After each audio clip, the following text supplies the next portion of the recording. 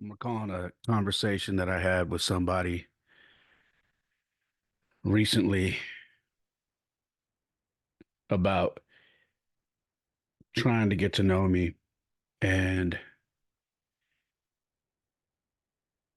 asking about the relationship with my ex-wife. And I always ask, anybody that I may be entertaining, possibly uh, going out with. Now, I wouldn't even say dating. It's literally one of the things that I ask from the gate.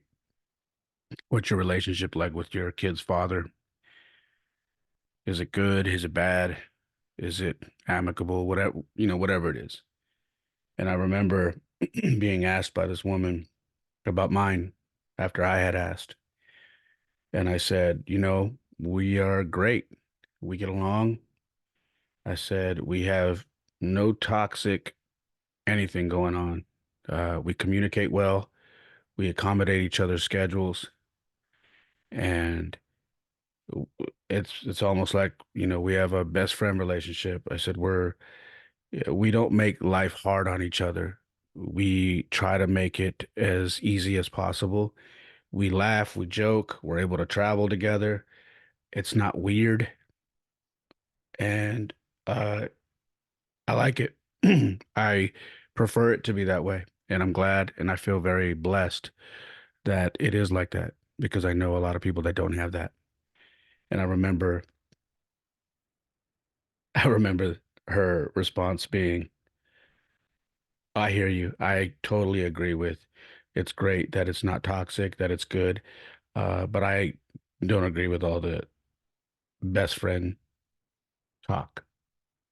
And I said, you'll have to explain that. She's like, well, I don't think you should go that far. Like it shouldn't be a best friend thing. I think it should be respectful. But when you get into the realm of being best friends and all of that, it gets questionable.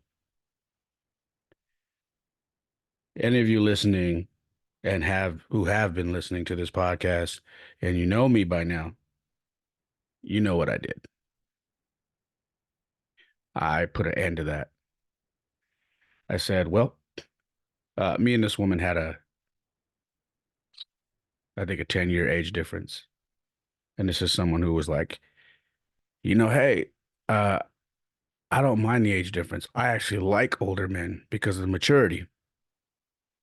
Well, after that response to me responding to my to her question about my relationship with my ex and parenting and whatnot, I said, well, therein lies the problem between our age gap. I said, that is the answer that someone your age would give. And I said, listen, I wish you all the luck on your journey. I hope you find what you're looking for.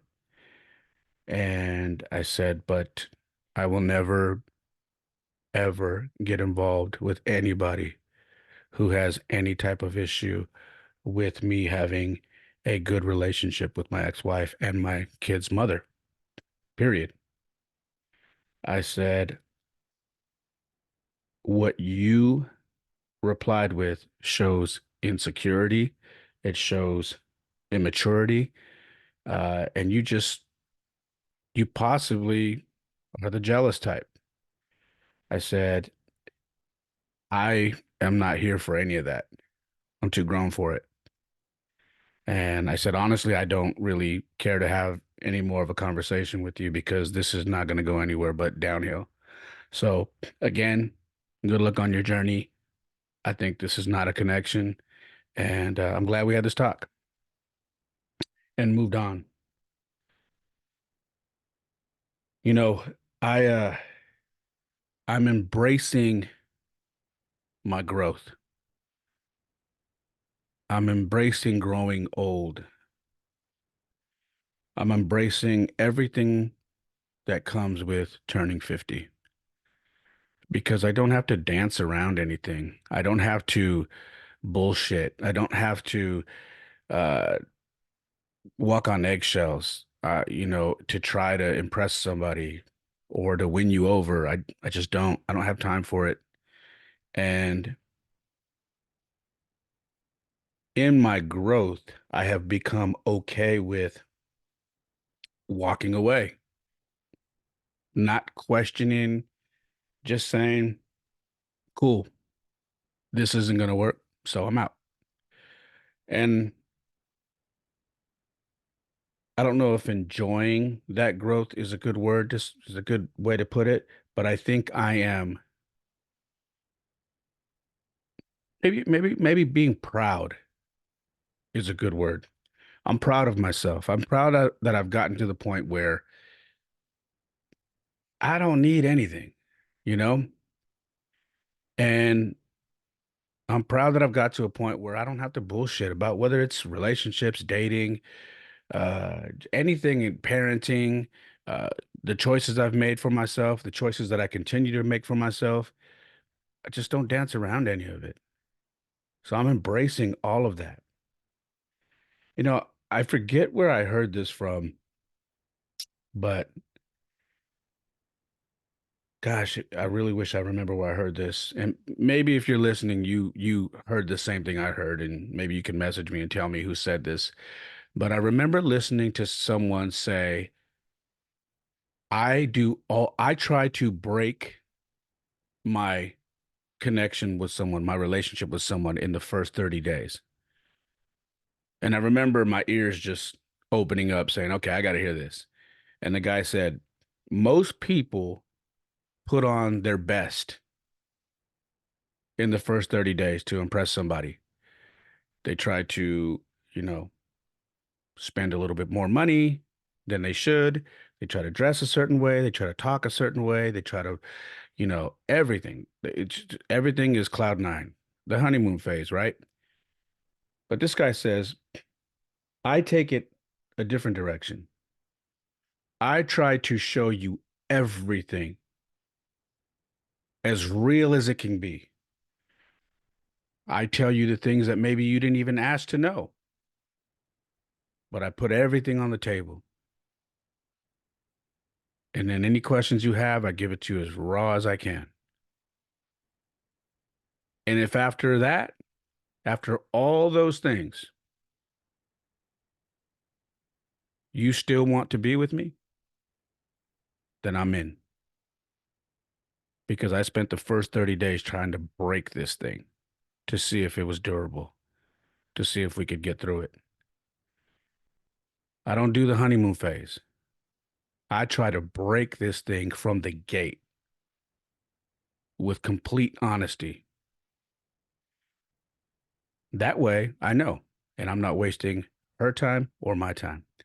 And I'm telling you right now, man, that resonated with me so much because I had never in my life looked at a relationship or dating that way. And that comes with growth. That comes with embracing growing into someone who's seen it all, who's done everything they wanted to do and just said, "You know what? I am not going to pull no punches. I'm going to keep it as real as possible."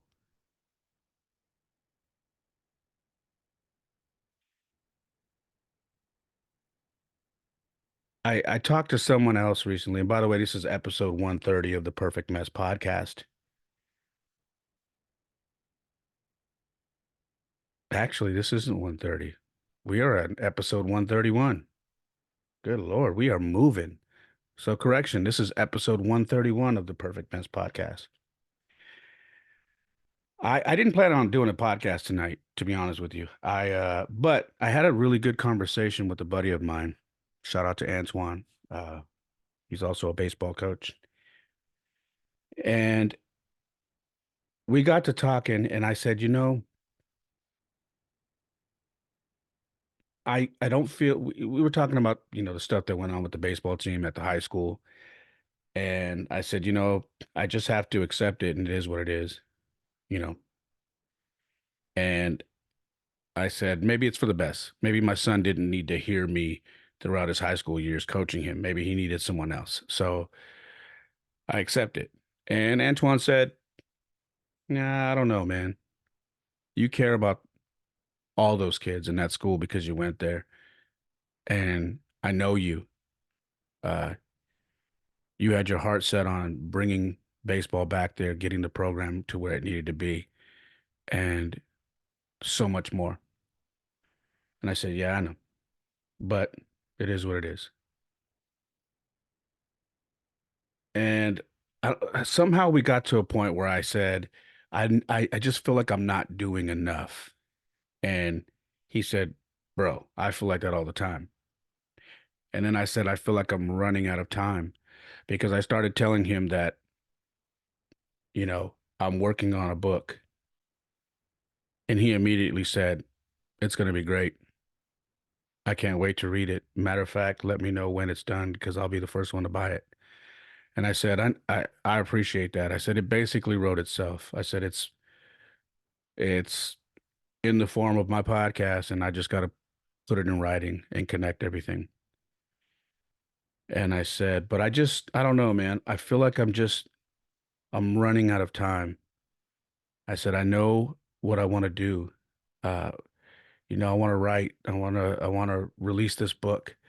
I want this podcast to grow. I know that if this podcast grows, it will get and people can hear it.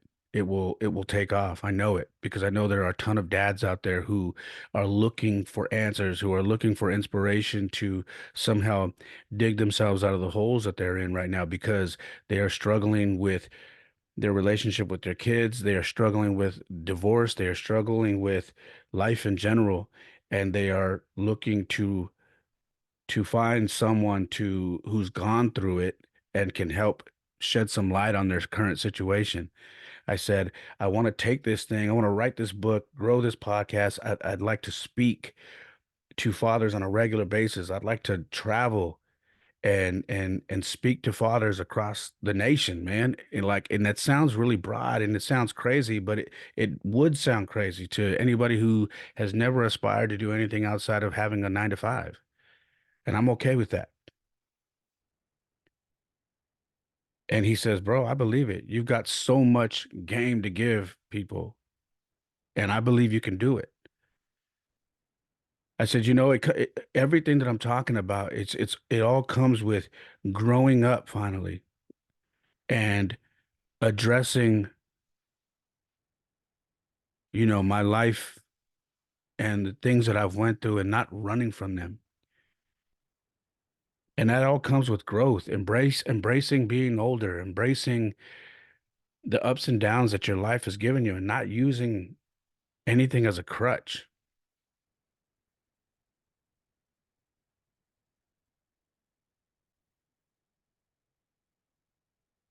It's it's not going to be an easy task for me to write this book,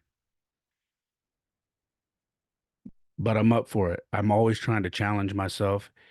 It's something that I've never done before,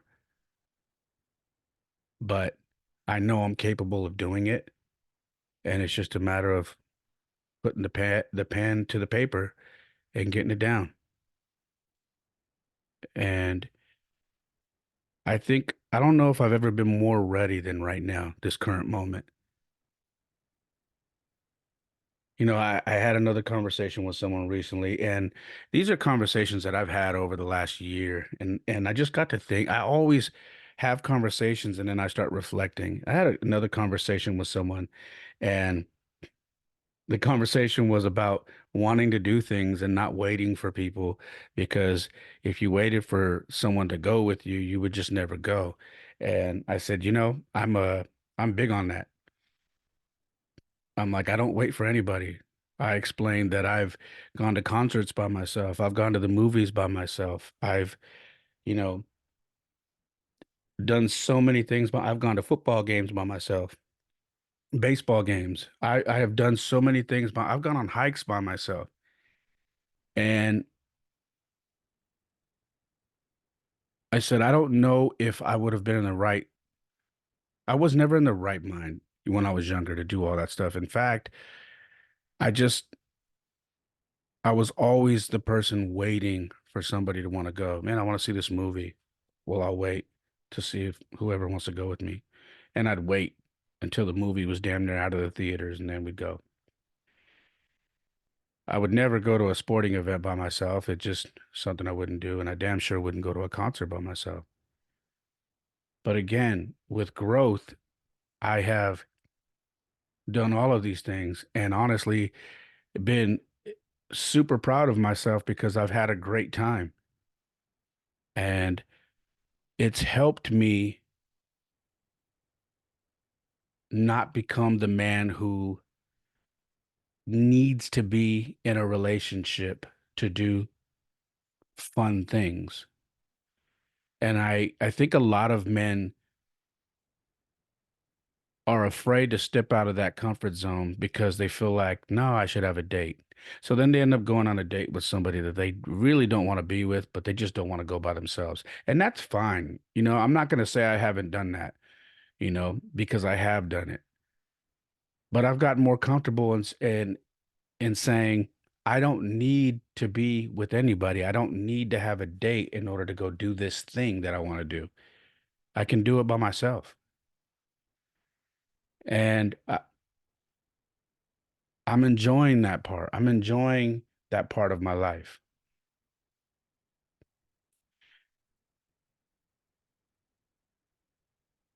It has taken me, and I always tell you guys, there's a lot of stuff that I admit on this podcast that it's very hard for me to admit, but it's taken me a long time to grow up. That is very hard to admit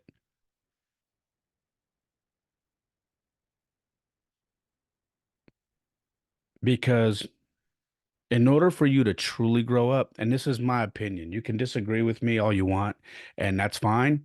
I'm totally okay with that. But in order to really fully grow up,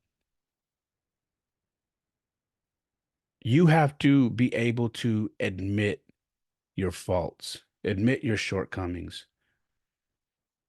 address the things that hold you back, and take some accountability.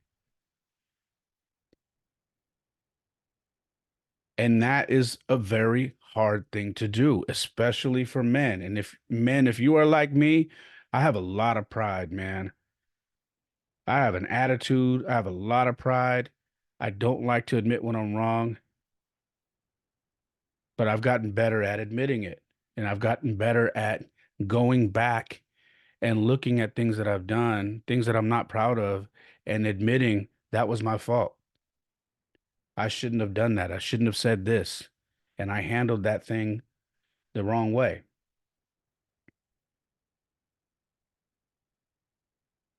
You can only have true growth if you get to a point where you can do all those things. Because then the filter's off. You take the filter off and you're just real. Kind of like Instagram, man. I can't stand when women just use, filters on every single picture. Guys, you're even worse when you do that. I don't know why you do it. But it's like, take the filter off. And once you start living your life unfiltered, then it gets real. You start taking some accountability to the things that you've done, things that you fucked up in life, and you get to a point where you don't tolerate it from anybody else because you've reached a point in your life where you know what you want, you know what you expect from anybody that's around you or anybody that's in your life, whether it be friends, family, coworkers, loved ones, whatever it is, and anybody who's not um, holding to that standard, you walk from because you know what you want out of a friendship. You know what you expect from a job that you're at. You know what you expect from a spouse, a companion. And when it doesn't fall in line, you leave. Yeah, a job included. So many people feel like they have to stay at a job, you know, because, oh, I just have to stay here. Like there's no other jobs in the world.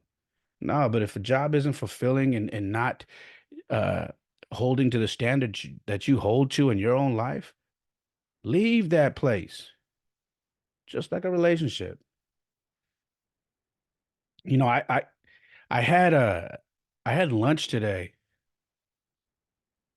with my brother-in-law. My brother-in-law is in town, My kids, they spent the day today uh, with my brother-in-law, and they were supposed to go hiking with me, but my brother-in-law was in town, and he wanted to take them to go work out, and then he wanted to do a little hike with them, and I was totally fine with it because he's not here all the time. He lives out in Carpinteria, and so when he's in town, I'm like, "Yo, go hang with your uncle," you know. And so they went and worked out. But when they were done with the hike, after they worked out and they went and did a hike. So when they were done with the hike, they said, they texted me, Dad, what are you doing? I said, I'm cleaning the house. I said, uh, do you want to come have lunch with us? We're going to go to Denny's. Meet us at Denny's. And then I get a text from my kid's mom says, hey, the boys want you to go eat lunch with them. I said, okay.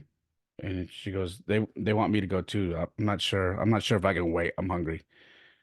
I said, oh, okay. And I text the group back. I'm like, hey, all right, I'll meet you guys there. Like, all right, cool. And then my kid's mom was like, all right, I'll see you guys there too. So we go to Denny's. It's me, both my sons, my brother-in-law, and my ex-wife. That's her brother. And I take in for a moment the fact that the five of us are sitting at this table having a great conversation, enjoying food, talking, laughing. Um,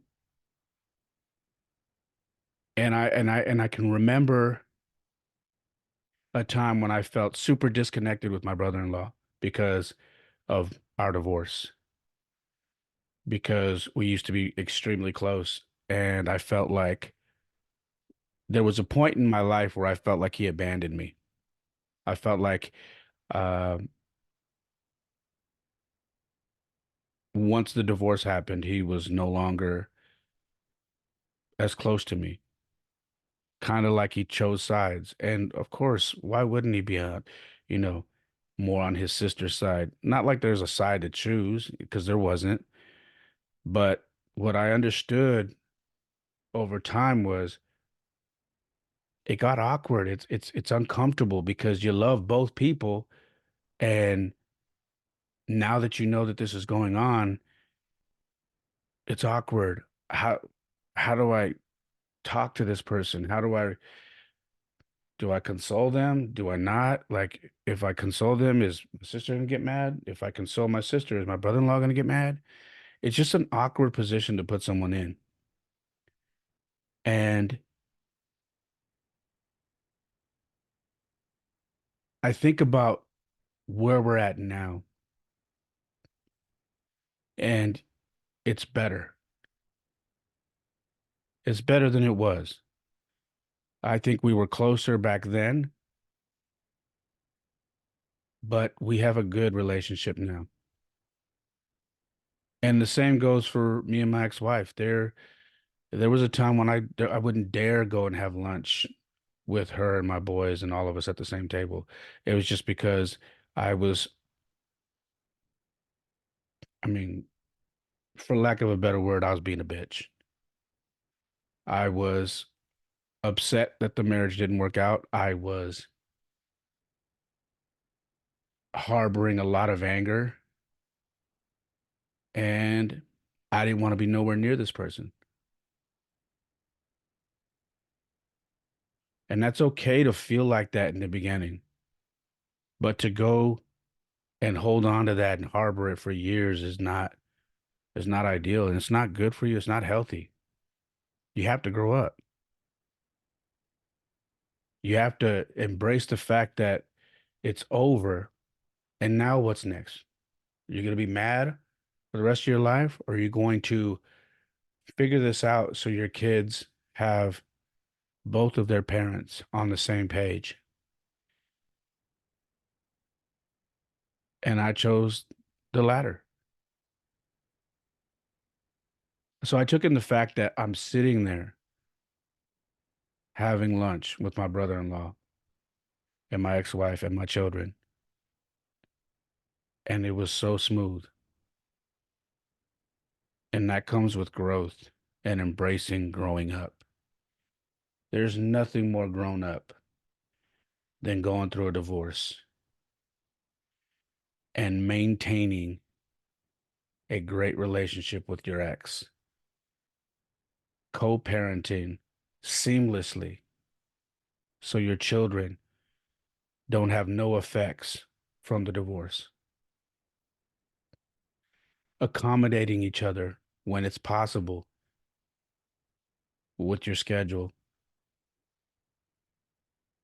If you're supposed to have the kids, but you need that day for whatever reason, she takes them, and vice versa. All of that comes with growth, and I'm embracing every bit of it. I spent the day today just reflecting on all of that, reflecting on that conversation that I had with that woman who had an issue with what I just talked to you about. And I will never sacrifice the growth that I've come so far with because a woman doesn't feel confident in herself that my relationship with my ex-wife is that good.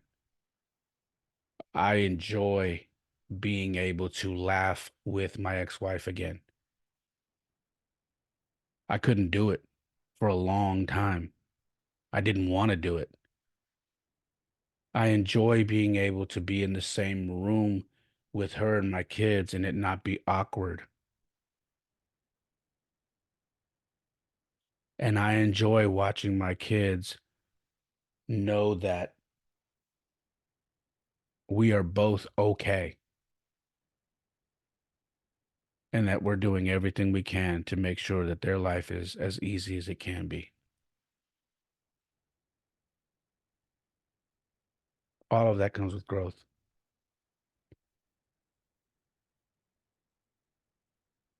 Maybe you're younger than me and you're experiencing this, and maybe you're doing this already, and I commend you for that.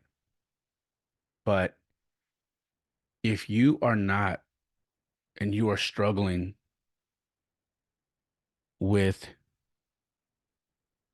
trying to get there, the easiest way for you to do that is to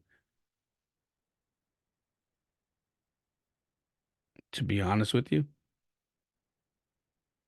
stop listening to your bitch voice.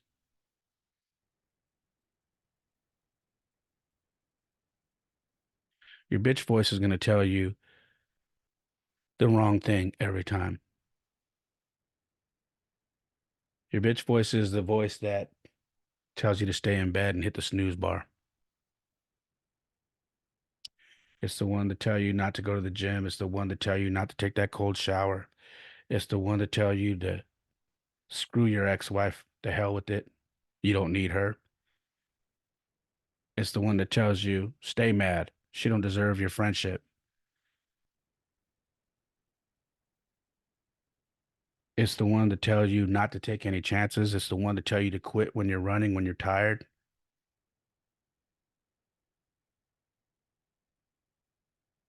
It's the one that tells you to stay at that job that you hate because there's no other options.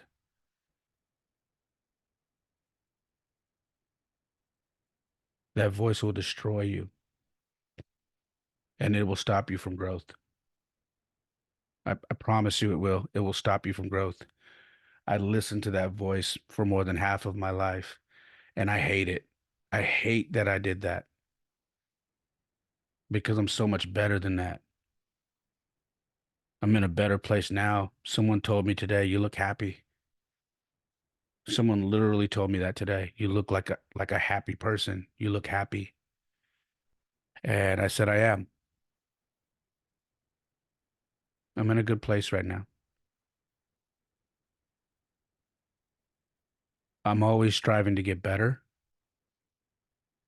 and I'm never going to stop wanting more and expecting more, but I'm happy. And I'll leave you with that. That's all I got, guys. I hope you enjoyed it. If you did and you think someone should hear this, please share it with somebody. Send them a clip on YouTube. Send it to them via text from Spotify, Apple, wherever you listen, Google. Send it to them. Let them hear it. Uh, please like, comment, review on all the apps that you listen to. If you're watching on YouTube, hit the subscribe button, the notification bell. And I appreciate all of you guys listening. All right. My website is raymolina.com. I got all my blogs up there. My online shop is there. The podcast is there. You can listen and watch there. Um, you name it, it's all there. Please bookmark it. All right. You can follow the podcast on Instagram and TikTok. It's The Perfect Mess Pod, at The Perfect Mess Pod. And my Instagram for myself and TikTok is at It's Ray Molina. What else? YouTube is youtube.com/The Perfect Mess Pod. Make sure to subscribe and hit the notification bell. And we're almost at 100 subscribers. I look forward to the day when I listen to this episode and say, "Man, remember when I had 100 subscribers?" So help me grow that number, please. All right. Outside of that, for anybody who wants to donate, it's not necessary, but like I said, enough of you guys have hit me and wanted to donate that I provide the information for you to do so. If you have Cash App, my Cash App is $ It's Ray Molina, and my Venmo is at It's Ray Molina. All right. That's all I got, guys. I love you guys. And like I always say, my life isn't perfect. Oftentimes it is a mess, but for me, it is the perfect mess. Peace.